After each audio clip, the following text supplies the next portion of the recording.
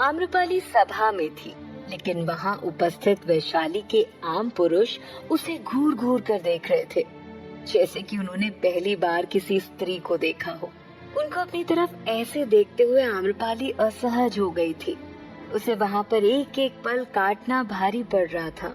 वैशाली के राजा ने जब उससे पूछा कि क्या वो वैशाली के पुरुषों के साथ होली खेलना चाहती है, तो आम्रपाली ने बिना कुछ सोचे समझे एक बार में ही मना कर दिया और कहा, हम कभी भी वैशाली के पुरुषों के साथ होली नहीं खेल सकते, कभी भी नहीं। आम्रपाली की आवाज में उन पुरुषों के लिए घृणा झलक रही थी। आम्रपाली का निर्णय सुन वहाँ उपस्थित सभी पुरुष पहले तो हैरान हुए, लेकिन फिर उनकी हैरानी गुस्से में बदलने लगी। वहाँ उपस्थित उन पुरुषों के प्रमुख ने खड़े होकर कहा, आप हमें मना नहीं कर सकती हैं आम्रपाली जी। उसके ये कहते ही आम्रपाली की आंखों में क्रोध आ गया। उसने अपनी आवाज में मजबूती लाते हुए कहा, क्या आप हमें बताएंगे कि हम क्यों मना नहीं कर सकते? क्योंकि आप एक नगरवधू हैं और आपको कोई हक नहीं बनता कि हम पुरुषों को आप मना करें। उस आदमी ने भी अपनी आवाज में दम भरते हुए कहा। अब आम्रपाली अपने स्थान से खड़ी हुई और आगे आते हुए कहती है, भूलिए मत, नगरवधू भी एक इंसान है और उसकी भी कुछ इच्छाएं हैं। और क्यों मना नहीं कर सकती नगरवधू? क्या उसे अपने मन से जीवन जीने का कोई अधिकार नहीं? इस पूरे भारतवर्ष में एकमात्र वैशाली स्वतंत्र धरती है और हमें भी स्वतंत्रता से जीने का अधिकार है। इसलिए साफ साफ अक्षरों में हम कह रहे हैं कि हमें आप लोगों के साथ रंग नहीं खेलना, मतलब नहीं खेलना। आप हमें इस तरह मना नहीं कर सकते हैं आम्रपाली जी, हमें ये स्वीकार नहीं है। दूसरे आदमी ने खड़े होकर कहा। आम्रपाली ने उसकी तरफ देखा और कहा, यदि आपको हमारा ना कहना स्वीकार नहीं है तो हमें आपके साथ होली खेलना भी स्वीकार नहीं है। जहाँ एक स्त्री को विलासिता का साधन समझा जाता हो, वहाँ के पुरुषों के साथ होली खेलना तो दूर, हम बात करना भी पसंद नहीं करते। जाइए, जाकर अपनी वधू के साथ होली खेलिए, ना कि हमारे साथ। तभी वहाँ बैठा तीसरा पुरुष खड़े होते हुए कहता है, आप चाहती क्या है? यदि आपको कुछ चाहिए तो बताइए, आपको जितना उपहार चाहिए हम देने के लिए तैयार हैं। उसकी इस बात से आम्रपाली का क्रोध और बढ़ गया। उसने कहा, आप लोगों से उम्मीद ही क्या कर सकते हैं हम? आप एक स्त्री को बस उपहार और धन में ही तो तोल सकते हैं, लेकिन हम ऐसा कभी नहीं होने देंगे। शायद आप लोगों को हमारा निर्णय पता चल चुका है। अब हम आप सभी से विनती करते हैं कि हमारा और महाराज का समय बर्बाद ना करें। इतना कहकर आम्रपाली सरना को अपने साथ वहाँ से लेकर चली गई। उसके साथ चलते हुए सरना ने कहा, हमें आपका जवाब सुनकर प्रसन्नता हुई देवी। यदि भानु प्रताप जी यहाँ होते तो वो तो और भी ज्यादा खुश होते। भानु प्रताप जी, इन सब में वो कहाँ से आ गए? चलते चलते आम्रपाली ने कहा। तो सरना ने उसे छेड़ते हुए कहा, क्या बात है, अब इतनी भी अनजान मत बनिए देवी। हमें सब पता चल चुका है कि आप दोनों के बीच क्या क्या चल रहा है। आम्रपाली को कुछ समझ नहीं आया। वो वहीं रास्ते में रुक गई और सरना की तरफ मुड़ते हुए कहती है, ये क्या कह रही हो तुम सरना, क्या चल रहा है? तो सरना ने कहा, अच्छा ये सब छोड़िए, पहले हमें ये बताइए, यदि यहाँ पर भानु प्रताप जी होते तो उनका निर्णय क्या होता? वो दोनों फिर से चलने लगे। सरना का सवाल सुन आम्रपाली भानु प्रताप को याद करते हुए कहती है, यदि भानु प्रताप जी यहाँ होते तो उन पुरुषों को हमारे ना कहने से पहले ही उन्हें ना कह देते, और तो और वो हमें कभी भी उन पुरुषों के सामने खड़े ही नहीं होने देते। ऐसा कहते हुए आम्रपाली की आंखों में एक बार फिर चमक सी आ गई। सरना आम्रपाली के चेहरे को देखकर हल्का हल्का मुस्कुरा रही थी। उसने कहा, और वो क्यों करते हैं ऐसा? क्योंकि उन्हें पसंद नहीं कि कोई हमें नगरवधू कहे।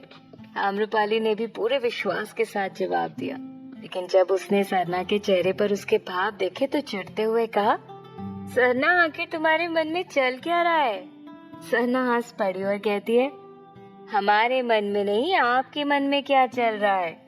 भानु प्रताप जी आपके लिए अपने प्राण तक संकट में डाल सकते हैं। आपके लिए वैशाली के राजा तक से लड़ने के लिए तैयार हो जाते हैं। यहाँ तक कि जो आपको नगरवधू के रूप में देखते हैं वो आपको उनके सामने भी नहीं आने देना चाहते। तो बताइए, क्या समझे हम इन सब का मतलब? सरना आम्रपाली के मुंह से निकलवाना चाहती थी कि आखिर उसके और भानु प्रताप के बीच में क्या चल रहा है, लेकिन आम्रपाली को इन सब के बारे में कुछ पता ही नहीं था। उसने कहा, सरना हमें भी कुछ समझ नहीं आ रहा, ये गोल मटोल बातें करना छोड़ो, जो भी कहना है सीधे सीधे कहो ना। सरना फिर कुछ सोचते हुए कहती है, चलिए जाने दीजिए, हम भी समझते हैं, अभी शुरुआत है इसलिए आपको हमें बताने में थोड़ी हिचकिचाहट हो रही है ना। अभी नहीं बताना चाहती तो कोई बात नहीं, लेकिन ज्यादा दिन तक छुपाइएगा भी मत, वरना हमें बुरा लगेगा। आम्रपाली की अभी भी कुछ समझ नहीं आ रहा था, इसलिए उसने सरना की इन बातों को विराम देने के लिए कहा, ठीक है, जो भी होगा हम तुम्हें बताएंगे, लेकिन फिलहाल होलिका दहन का वक्त हो रहा है, चलकर तैयारियां करते हैं, ठीक है। इसके बाद वो दोनों महल के अंदर आ गए।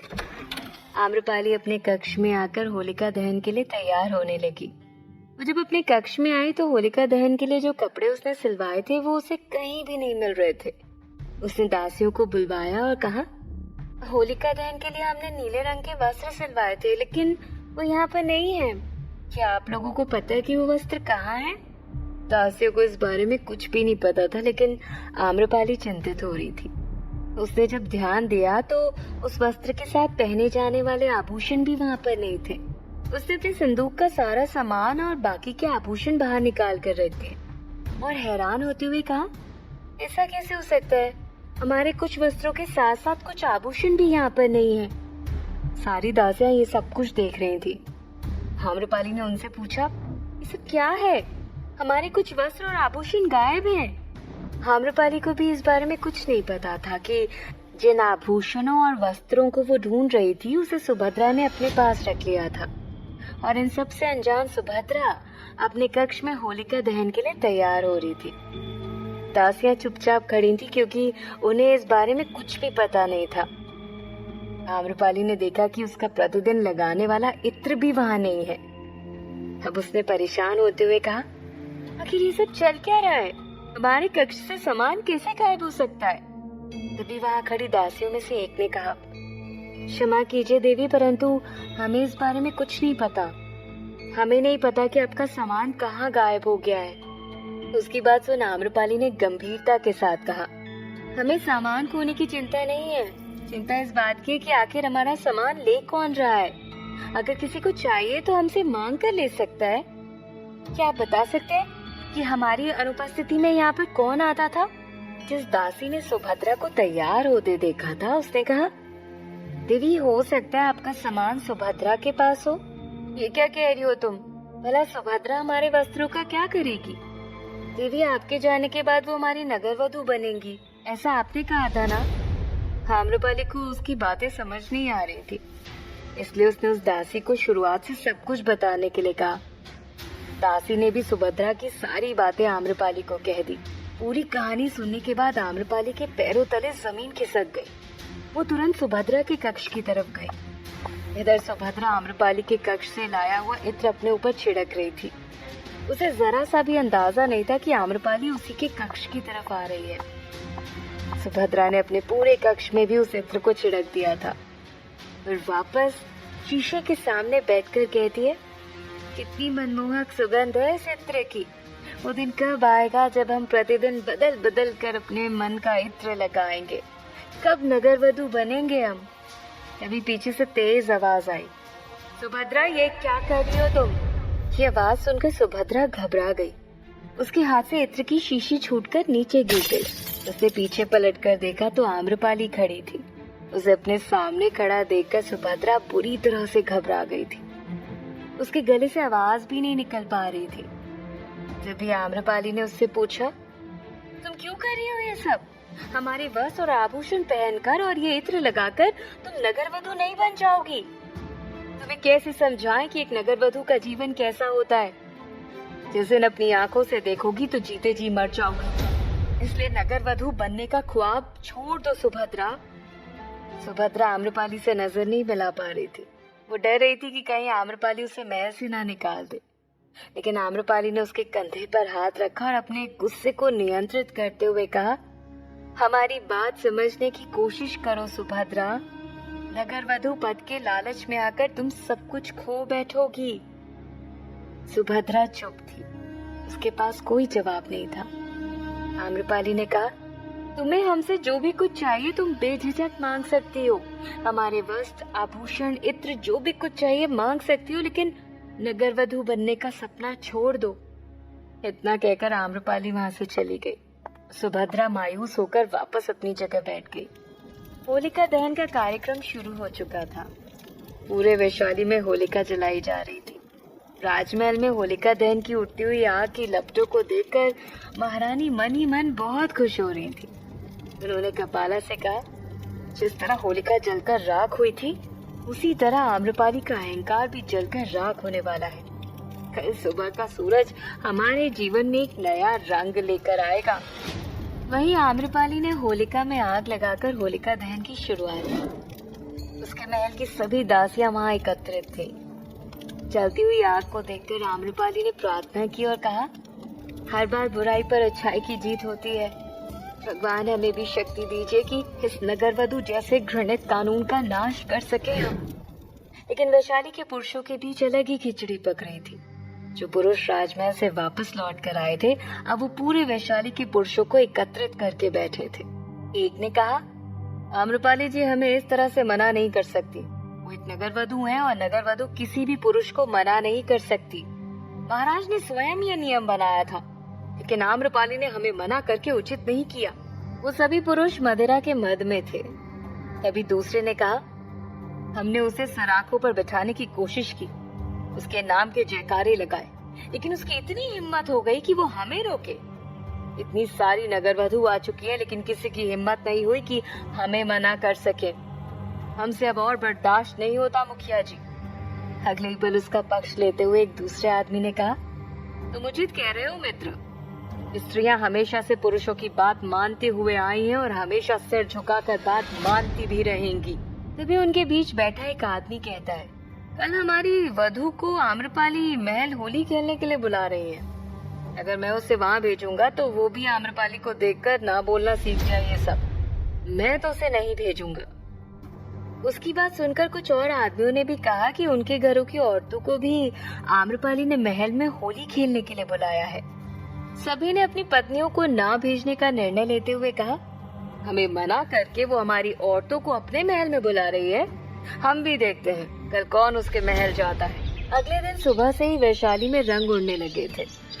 आम्रपाली के महल में भी सरना ने बड़े बड़े थाल में रंग रखवाकर पूरे महल को सजवा दिया था। इंतजार था तो वैशाली की स्त्रियों के आने का। आम्रपाली भी पूरी तैयारी कर चुकी थी। उसने मंदिर में पूजा की और भगवान को रंग चढ़ाकर उनसे प्रार्थना करते हुए कहा, हे भगवान, आज की सुबह हम वैशाली की स्त्रियों में एक नया रंग भरने जा रहे हैं। हम उनके मन में नगरवधु जैसी प्रथा का लोभ मिटा सके और नगरवधु के लिए उनका नजरिया बदल सके। इसके लिए हमें शक्ति दीजिए भगवान। तभी भागते हुए एक दासी आम्रपाली के पास आई और कहती है, देवी जल्दी चलिए। उसे परेशान देखकर आम्रपाली तुरंत पूजा से उठ गई और कहती है, क्या हुआ? उसने कहा, वो सुभद्रा, उसकी तबीयत ठीक नहीं है। क्या हुआ उसे? ऐसा कहते हुए आम्रपाली भी उसके कक्ष की तरफ भागी। इधर राजमहल में महारानी ने सबसे पहले महाराज को और उसके बाद युवराज स्वर्णसेन को रंग लगाया, लेकिन उनका पूरा ध्यान आम्रपाली की तरफ था। उन्होंने कपाला से कहा, कपाला, एक थाल में रंग लेकर आओ, चलकर देखते हैं आज आम्रपाली की होली कैसी है। महारानी को पूरा विश्वास था कि आज आम्रपाली अपने बिस्तर से उठ भी नहीं पाई होगी। महारानी की बात मानकर कपाला तुरंत गई और एक थाल में अलग अलग रंग रख कर ले आई। महारानी उसे लेकर आम्रपाली के महल की तरफ निकल गई। इधर सुभद्रा के कक्ष के बाहर कई सारी दासियों की भीड़ लगी हुई थी। आम्रपाली को देखकर सब किनारे हो गईं। आम्रपाली जैसे ही अंदर गई तो सुभद्रा की स्थिति देखकर स्तब्ध रह गई। सुभद्रा अपने बिस्तर पर लेटी हुई थी, लेकिन उसका चेहरा पूरी तरह से खराब हो चुका था। उसके पूरे शरीर में दाने उठ चुके थे और रंग काला पड़ने लगा था। जैसे महारानी ने चाहा था कि आम्रपाली की सुंदरता नष्ट हो जाए, बिल्कुल वैसा ही हुआ। फर्क सिर्फ इतना था कि आम्रपाली की जगह सुभद्रा के साथ हो रहा था। क्या करेंगी महारानी जब उन्हें पता चलेगा कि जो वो चाहती थी वो आम्रपाली के साथ नहीं बल्कि सुभद्रा के साथ हुआ है? क्या होगा जब वैशाली के पुरुष आम्रपाली के खिलाफ खड़े हो जाएंगे? क्या होने वाला था अब आम्रपाली के साथ। इन सभी प्रश्नों के उत्तर जानने के लिए सुनते रहिए